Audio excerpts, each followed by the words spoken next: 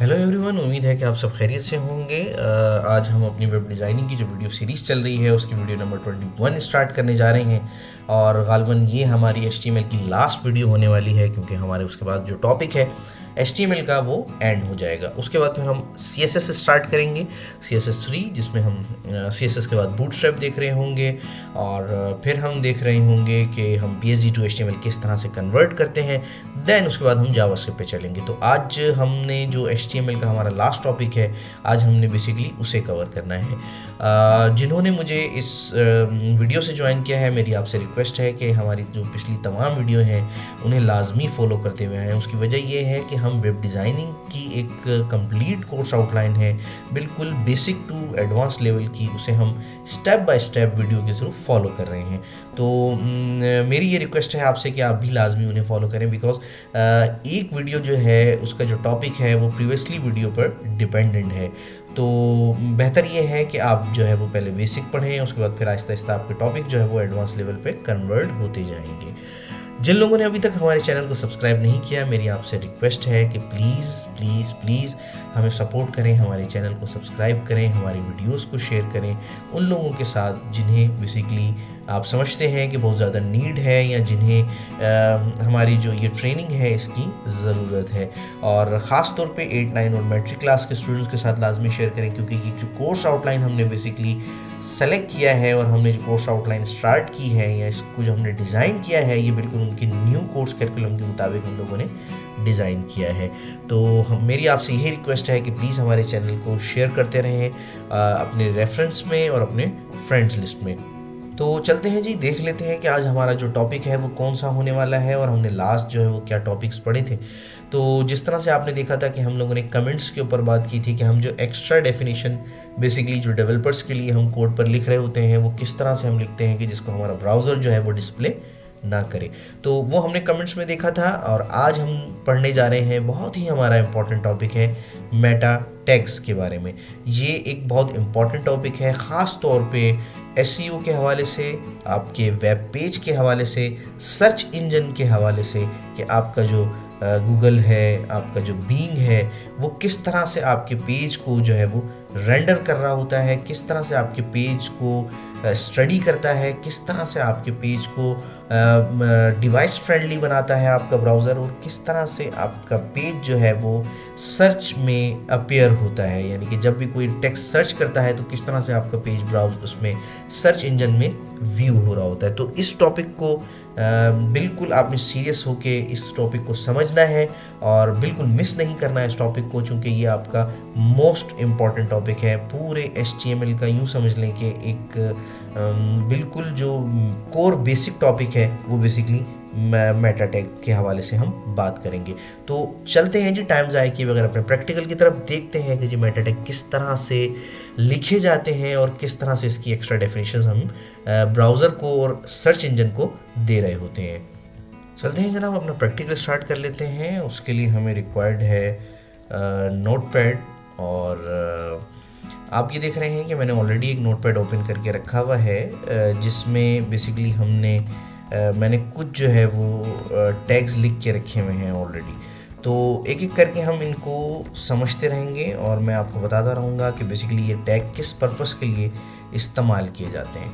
तो सबसे पहले तो हमने ये समझना है कि हमारे पास मेटा टैग होते क्या हैं, हम क्यों इनका इस्तेमाल करते हैं और कहाँ इनका इस्तेमाल करते हैं। तो सबसे इम्पॉर्टेंट बात तो हमारे पास ये है। तो चलते हैं, सबसे पहले उसको डिस्कस कर लेते हैं। उससे पहले मैंने यहाँ पर एक जो है वो HTML का पेज स्टार्ट किया, जिसमें मैंने हेड ओपन किया और क्लोज़ किया, और टाइटल का मैंने यहाँ पर जो है वो टैग लिखा, उसको मैंने लिख दिया मेटा टैग डेमो।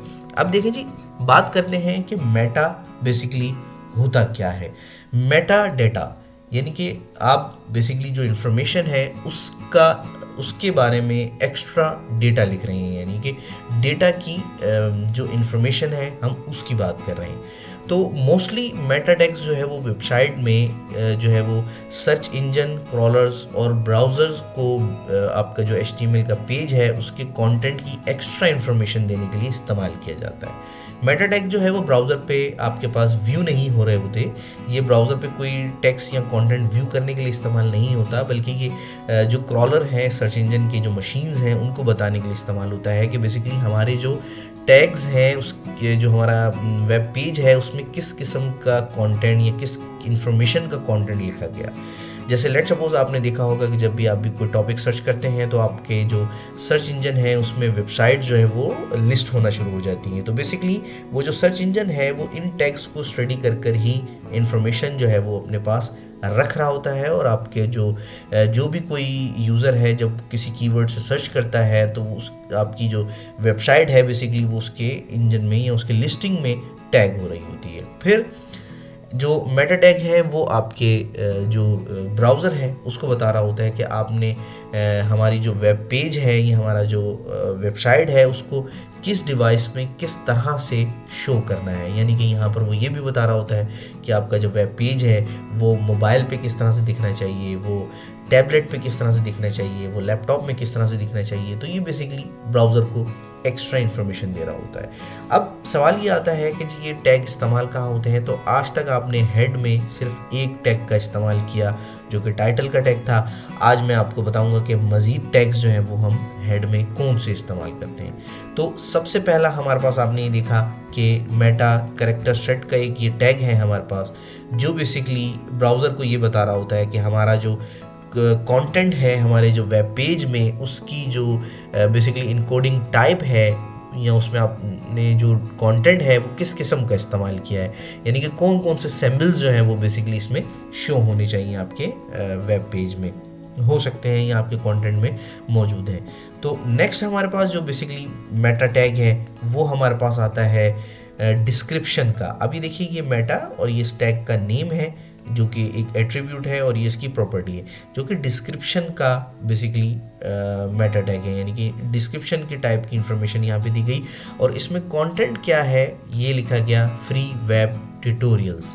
जैसे लेट सपोज मैं आपसे ये कहूँ कि जी ये जो मेरा मेटा टैग है ये बेसिकली इस वेब पेज में हमारे पास जो डिस्क्रिप्शन है वो basically web page free web tutorials का वेब पेज है, इस वजह से हम जो है ये वेब पेज बनाने जा रहे हैं। तो बेसिकली जो आपका क्रॉलर है सर्च इंजन का वो इस डिस्क्रिप्शन के टैग को पढ़ेगा और आपकी जो डिस्क्रिप्शन है ये इसी के मुताबिक डिसाइड करेगा कि आपका ये पेज कब दिखाना है।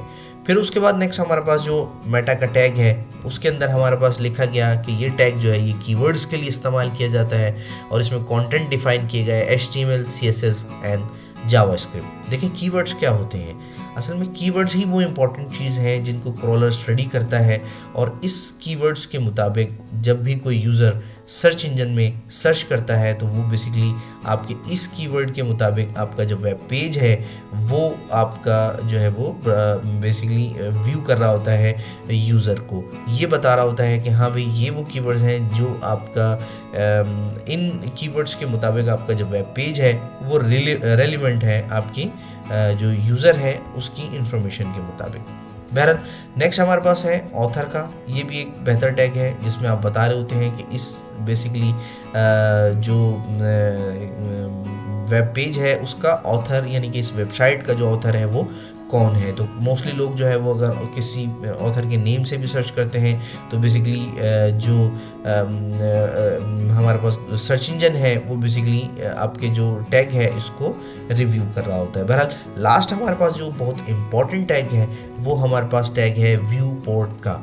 ये वो टैग है जिसमें बेसिकली आपका जो वेब पेज है वो ब्राउज़र को बताता है कि भाई मुझे आपने डिवाइस में किस डिवाइस में किस तरह से आपने शो करना है, यानी कि जो डिवाइस की विड्थ है उसको जो है वो डिवाइस स्पेसिफिक होनी चाहिए। अगर ब्राउज़र पे खुलता है तो वो ब्राउज़र की विड्थ के हिसाब से आपके वेब पेज की विड्थ डिसाइड हो, अगर मोबाइल में खुलता है तो मोबाइल की स्क्रीन की विड्थ के हिसाब से आपके वेब पेज की स्क्रीन जो है वो डिसाइड होनी चाहिए। इनिशियल में बेसिकली इनिशियल स्केल में ये बता रहा होता है कि आपका जो फर्स्ट व्यू है वेब ब्राउज़र का डिवाइस के हिसाब से वो कितने पिक्सेल्स में, यानी कि 1.0 होना चाहिए, 2.0 होना चाहिए। ये फर्स्ट व्यू है आपकी बेसिकली जो वेब पेज है उसका। तो मैं उम्मीद करता हूँ कि आपको जो ये वीडियो है, जो इम्पोर्टेंट टैग्स मैंने आपको बताए हैं, ये आपको समझ में आए होंगे। आपने हर वेबसाइट में जब भी आपने वेबसाइट स्टार्ट करनी है, ये टैग्स लाजमी देने हैं ताकि आपकी जो सर्च इंजन है वो बेटर से बेटर हो सके आपके वेब पेज की या आपकी वेबसाइट की। और इस टॉपिक से रिलेटेड कोई भी क्वेश्चन हो तो आप मेरी वीडियो के नीचे कमेंट कर सकते हैं, हमारे LMS में पूछ सकते हैं, वहाँ पे टॉपिक के अगेंस्ट मेरी क्वेश्चन रेस कर सकते हैं। मैं पूरी कोशिश करूँगा कि टाइमली आपको जो है उसका रिप्लाई दिया जाए। मेरी आप सबसे रिक्वेस्ट है कि हमारे चैनल को ज़्यादा से ज़्यादा शेयर करें, सब्सक्राइब करें हमारे चैनल को, हमारी वीडियोज़ को लाइक करें और ख़ास तौर पर बेल आइकन को प्रेस करें ताकि नेक्स्ट जब भी कोई मेरे टॉपिक से रिलेटेड वीडियो हो वो आपको एज सुन एज पॉसिबल जो है वो आप तक पहुँच सके। Thank you so much. अपना ख्याल रखिए, दुआ में याद रखिए। अल्लाह हाफिज़।